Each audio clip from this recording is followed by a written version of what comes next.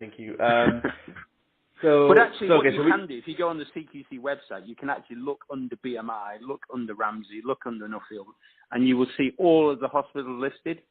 If you're bored in one evening and you're not watching the football, that's what I'm doing right now. You can do that, and you will see that BMI's results are generally worse than the competition.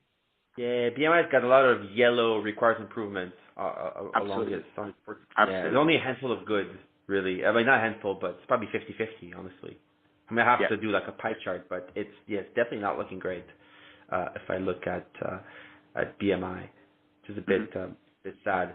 So now we've covered BMI. Now obviously HCA is mostly focused on London, so it's obviously not that relevant given. Yeah, HCA, superb quality, high end complexity in terms of the surgery they do.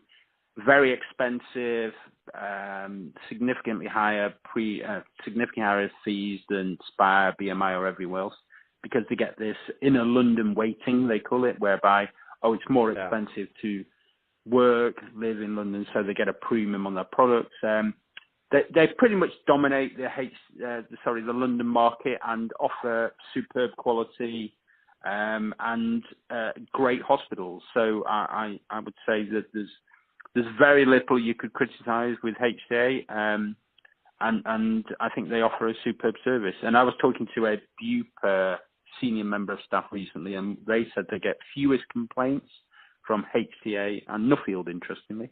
So they're the two hospital groups they get the fewest complaints from. Fair enough. HCA are facing a challenge, though, because Cleveland Clinic, are building a huge monstrosity of a private hospital next door to Buckingham Palace.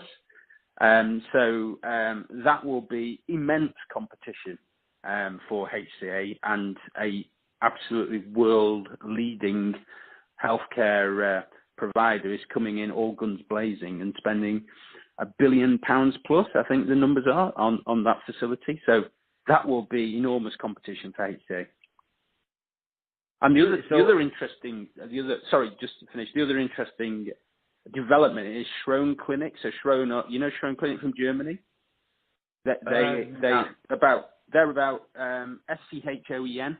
They're about a 900 million euro turnover business in Germany.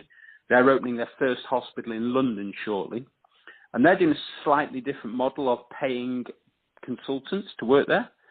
So typically, the consultant is paid by each individual patient, either paid by the patient or by the hospital for self-pay and NHS.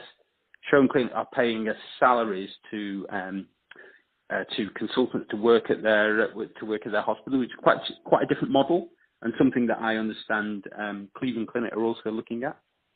And I also think Mayo Clinic are planning to come into London as well, from what I heard.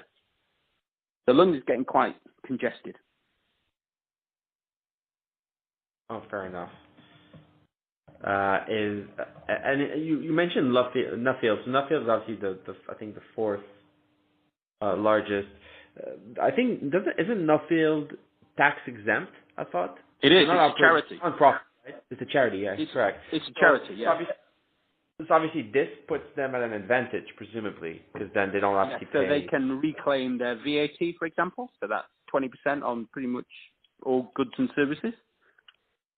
They get tax breaks on things like their rental payments and their payments to local councils. So they get significant tax breaks.